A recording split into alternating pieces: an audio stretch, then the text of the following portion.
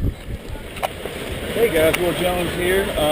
You remember talking to John? I was talking to John who was from Barnstorm Cinema. And I'm here with Lucas Bartos and Matt Menu. Alright guys, hey, I talked to John a little bit about what you guys offer, so I guess I'll talk to you a little bit more about what's going on, what you guys got to offer, and what you're offering. Yeah, certainly. I do specialize in aerial cinematography, primarily from helicopters, and trying to kind of open up the range of aerial camera platforms to different machines. I'm out here doing sort of action photos, things like that, taking pictures of all the pilots, all the different events, doing some video, and then all the photos and everything are available on the website at the end of the week. But I do all kinds of things, commercials, films, movies, and print work as well, too. So. Give me your website. It's barnstormcinema.smugmug.com for the photos of this week. Excellent, man. So what do you think? Have seen anything that really impressed you out today, or everything since it's been going on? Yeah, I'm real impressed with the Paramania guys. They definitely have some talent out here, no doubt. And it's just nice to see everybody get together because it's a small sport and we're hoping to grow it. But it's certainly nice when people from all over the world can get together, like-minded folks, just having a good time. So having a blast. It's our first year. We'll be back. Excellent. All right, guys. It's good talking to you. Yeah, you too. Turning, it's like cars or motorcycles or skiing, where there are ways to arc a turn and carve a turn, and there are ways to just slide a turn and just turn like sloppy. And so, turns out, there again, we're at the mercy of our intuition, which tells us to just like do stuff like yank. And if you check out the way you turn, a huge percentage of you are going to notice that you just yank. And so I'm going to suggest to you that there's another way. And I'm going to suggest to you that there's a couple of reasons why. You might want to use a new technique. Check this out. So here's the biggest one. If you're loosey-goosey, say you have a weight shift system or whatever, and you just pull brake on one side, guess what it does? It's your weight shift.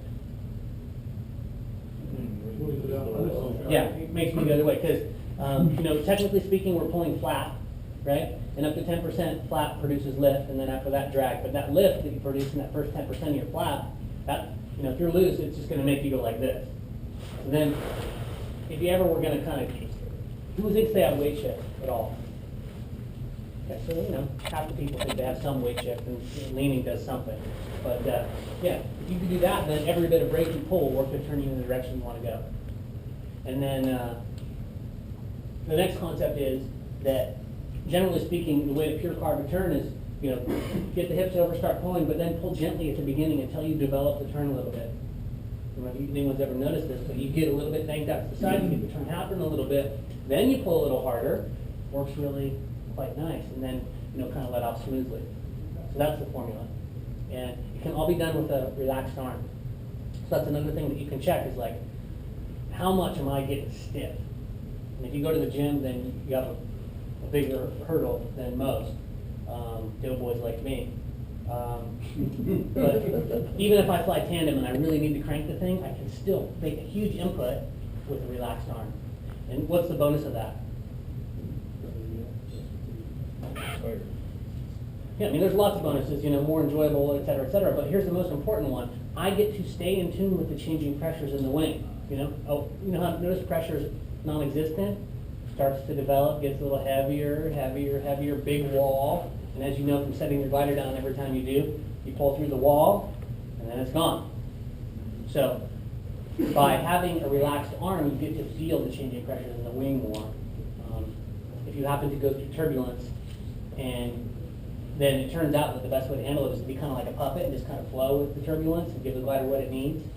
And you can do it without thinking if you're relaxed. But if you're stiff, if you have funny posture of any kind where any muscles are engaged, then none of that magic happens. So relaxed and jello in the arms. And the worst thing you can do is actually go and try to kick a stick your first time, and actually go and go for it. Guaranteed you break the propeller, the stick, the cage. And, so first you need to develop some low-flying skills. And the best way to do that is to go and fly low. Basically, as simple as that. It's just get hours and hours of just skimming the ground and learning to go away from the ground and coming back to the ground and being able to this is the ground. What you need to master is coming to the ground, the steep angle, and then be able to just follow it. Not to be able to go straight down and then carry on along the ground. And this you can do anywhere. When you fly, just go along, climb out, and then do turns, come back to the ground, and learn through what you do with your brakes, with your speed power if you have one, with your power, all that coordination. And tu veux parler du ballonning? C'est bien de leur expliquer qu'il faut déjà voler en ligne droite. Okay. For me, the most important is to arrive to fly in a perfectly straight line,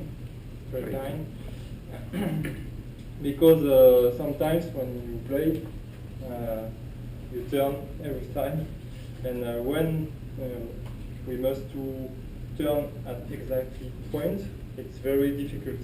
And often in masterclass, I put one stick and I said, touch this stick. Okay, it's not really easy because if you have a plan for control your wall movement, tu m'arrêtes.